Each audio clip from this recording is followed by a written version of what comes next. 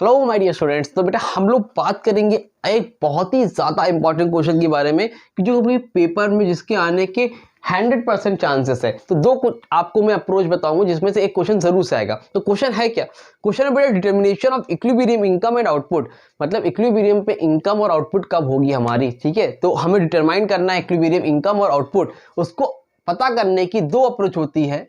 एक होती है आपका एडी एंड एएस अप्रोच, जिसको हम लोग बोलते हैं aggregate demand and aggregate supply, और दूसरी होती है बेटा सेविंग अप्रोच। ठीक है, दोनों अप्रोच में से एक ना एक तो आपको अप्रोच पेपर में देखने को मिलने ही वाली है। तो ध्यान से वीडियो को देखना।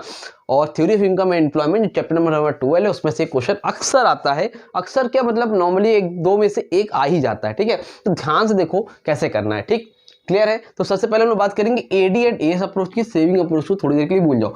तो क्या करना है, करना क्या है? तो सबसे पहला काम आप यहां से लिया आपने लिया एक्स एक्सिस, यहां पे लिया आपने वाई एक्सिस। ठीक है, तो यहां पर लिख लो प्लांट कंजम्पशन, इस साइड क्या लिखोगे? Plant consumption and expenditure. इधर साइड लिख लो इनकम एंड आउटपुट। ठीक है, अब यहां पर क्या है बेटा? आपका ओरिजिन पॉइंट है। अब आपको पता होगा, आपने पढ़ा होगा पहले भी इस चैप्टर को, तो यहां से एक स्ट्रेट लाइन सीधे ऊपर जाती है जिसको हम लोग बोलते हैं इनकम। क्या बोलते हैं? इनकम। ठीक है, और इसी को हम लोग एएस भी बोलते हैं। क्या बोलते हैं? एएस, एग्रीगेट सप्लाई भी बोलते हैं। ठीक है, क्लियर है? अब यहां से आपको ये हो गया। अब यहां से आपको लाइन ले जानी है। एक तो यहां से होती है सबसे पहले इन्वेस्टमेंट की, इसको क्या बोलते हैं हम लोग? इन्वेस्टमेंट। जी सर, ठीक है। इसके बाद यहां से ही एक लाइन जाती है, इसको हम लोग बोलते हैं कंजम्पशन। क्या बोलते हैं बेटा? कंजम्पशन। जी सर, ठीक है।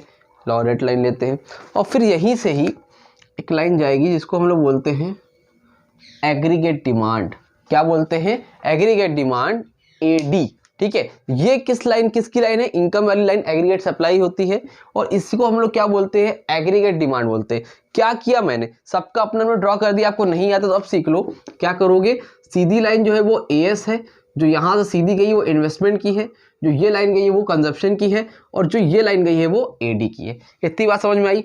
तो कट कहां पर हो रहा है भाई? यहां पर कट हो रहा है। ठीक है, यहां पर कट हो रहा है, तो वहां से एक सीधे लाइन ले आओ और नीचे क्या लिख लोगे? वाई। यहां पर लिख लो वाई या वाई जीरो। ठीक है, ये इनकम हो गई, इक्विलिब्रियम। अब दो कट और लगाओ, एक उसके आगे से और एक उसके पीछे से। यहां पर नाम दे दो y1 और यहां पर नाम दे दो y2। यहां तो कोई परेशानी है? जी सर, है? कोई नहीं है। अब इसको अलग अलग पॉइंट को नाम दे दो। एक पॉइंट यहां पे, एक पॉइंट यहां पे, एक पॉइंट यहां पे, एक पॉइंट यहां पे। क्या नाम दे दिया जाए? जी, जो भी देना दे दो। ये क्या दे दिया जाए? ये जो बुक में जो लिखा वही लिख लेते हैं। ई है, जी दे दो, एच दे दो, ए दे दो, बी दे दो। ठीक है, कुछ और लिखा हो तो कुछ और दे दो, कोई ऐसा रूल नहीं है। अब बताओ यहां से तुम्हें क्या समझ में आ रहा है? ये पूरा कर बन गया। अब इसमें करना क्या है? इसमें आपको बताना है कि डिटरमाइन करना ना कि कब एग्रीगेट डिमांड ज्यादा है, कब एग्रीगेट सप्लाई ज्यादा है। तो देखो ये जो पॉइंट देख रहे हो, ये वाला पॉइंट, ये वाला पॉइंट, यहां पर क्या है? ये लाइन किसकी है? एग्रीगेट सप्लाई की। और जो ये रेड वाली लाइन है बेटा वो किसकी है? एग्रीगेट डिमांड की। तो अब इस पॉइंट पर मुझे बताओ सप्लाई ज्यादा है कि डिमांड? जाहिर सी बात है, समझ में आ रहा है ना? यहां पर क्या? एग्रीगेट सप्लाई ज्यादा है और एग्रीगेट डिमांड क्या है? कम है। ध्यान से देखो क्या बोल रहा है। ये लाइन ऊपर जा रही है, ये लाइन रेड वाली इधर जा रही है, तो ऊपर कौन? सप्लाई की डिमांड, सप्लाई। तो aggregate supply is greater than AD इस पॉइंट पर।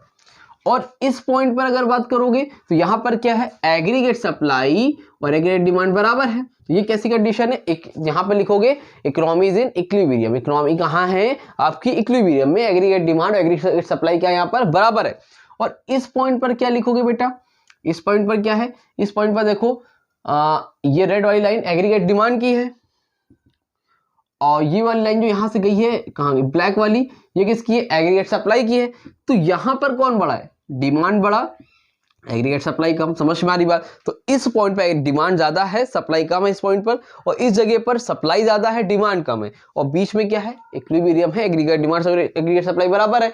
तो पॉइंट में एक्सप्लेनेशन में लिख के क्या होगे? तो लिखना एट पॉइंट, ठीक है, ओ वाई पर क्या है? ओ वाई याली कंडीशन पे ओ वाई पर क्या है? एएस इक्वल टू एडी, यानी कि aggregate supply equal to AD, that means economy is in equilibrium. क्या लिखोगे? Economy is in equilibrium. Number 2 point पे क्या लिखोगे? At point OY2, at point OY2। इस पॉइंट पर क्या होगा बेटा? यहां पर लिखो OY2 पर AD greater than AS। Aggregate demand ज्यादा है किससे? एग्रीगेट सप्लाई पे। अगर एग्रीगेट डिमांड ज्यादा है एग्रीगेट सप्लाई से, तो वहां पर क्या बनेगा? जल्दी बताओ, जल्दी बताओ। वहां पर क्या होगा?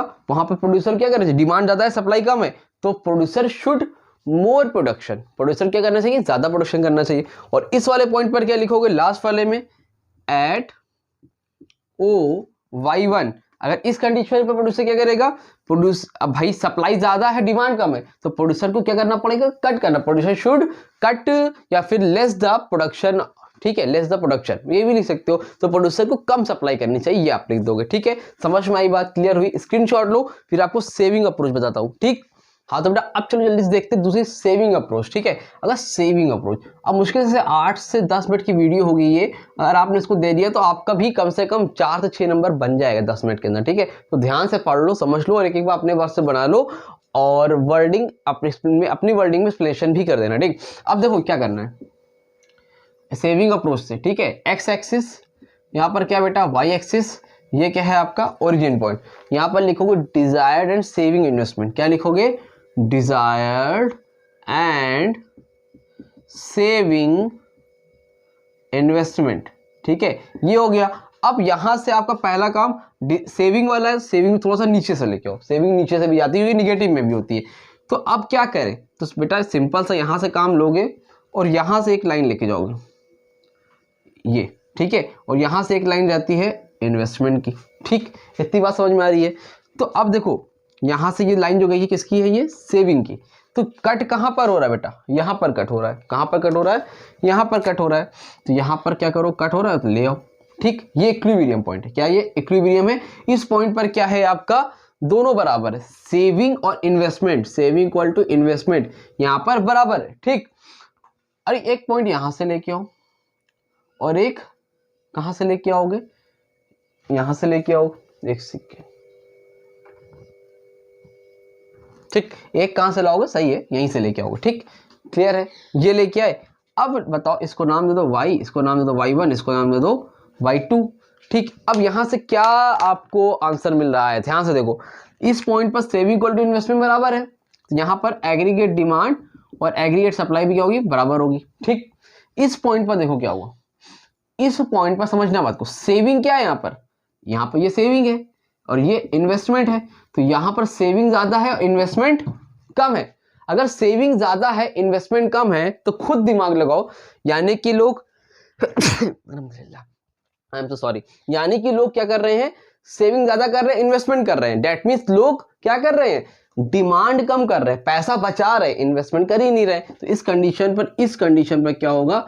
एग्रीगेट सप्लाई ज्यादा होगी और एग्रीगेट डिमांड क्या होगी? कम होगी। क्यों? अगर कभी भी सेविंग ज्यादा है दैट मीन सप्लाई ज्यादा है लेकिन डिमांड कम है। तो ठीक, और इस पॉइंट पर क्या हो रहा है? देखो ध्यान से, इस पॉइंट पर ये सेविंग आपकी ये है और कंजम्पशन इन्वेस्टमेंट आपका ये है। तो इस पॉइंट पर क्या है? सेविंग और इन्वेस्टमेंट में इन्वेस्टमेंट ज्यादा है और सेविंग कम है। तो इस पॉइंट पर क्या हो जाएगा?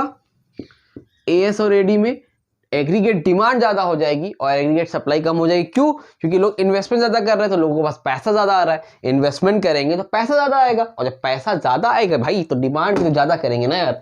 सिंपल सी बात है, क्लियर सी बात है। समझ में आया? आया कि नहीं आया? आ गया। चलो आ गया तो बहुत बढ़िया, मुबारक हो, कंग्रेचुलेशन। ये दोनों टॉपिक है, अच्छे से देख लेना, आपका काम बन जाएगा। आप लोग theory of income and employment के बारे में बोल रहे थे। मैं यार सोच रहा हूँ कि आप लोगों के लिए इस तरह की वीडियो ला ही दूं, जितने जो इंपॉर्टेंट है वही पढ़ लो, पूरी जान लगाने की क्या मतलब है। कहोगे तो एक सेपरेट वीडियो बना देता हूँ 20-25 मिनट के अंदर कुछ चैप्टर को, कोशिश करूंगा आज बना दूं। नहीं तो इसको देखो, इस theory of income and employment का ही तो चैप्टर है। ठीक है, उम्मीद करता हूं समझ में आया होगा। वीडियो लाइक करो, चैनल सब्सक्राइब करो। मिलते हैं न्यू वीडियो में, तब तक के लिए थैंक यू सो मच।